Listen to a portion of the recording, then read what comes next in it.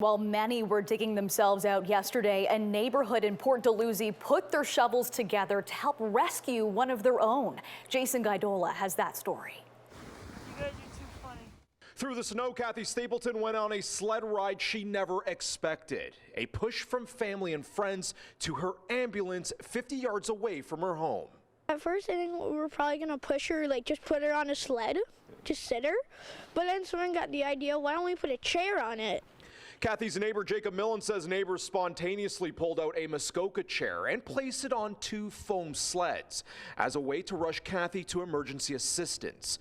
It all happened yesterday morning at her Michigan Avenue home in Port Dalhousie during the region's 50-centimeter snowfall. And she said, she had a giggle, as Karen mentioned, and said, "You guys are crazy." Like she just, it just gave her that little bit of a lift, I think. Neighbor Liz Gibb says the block anticipated Kathy needing hospital care after coming down with a fever. They began digging at around 8:30, and it wasn't until 10:30 when they called for an ambulance, which arrived an hour later. Once paramedics got there, they couldn't reach her because of road conditions. The neighborhood made a pathway and sprung their new idea into action.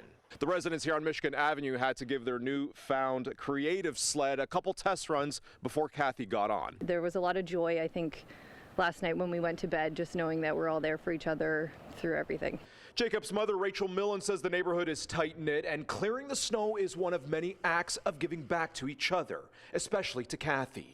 It's just the support that I've not seen before.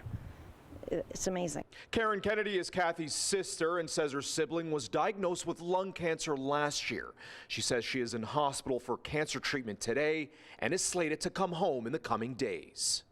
Keeps getting thrown more challenges, and she's dealing with them head on, and we're just hoping that she continues with that strength. Jason Guidola, CHCH News, Port Dalhousie.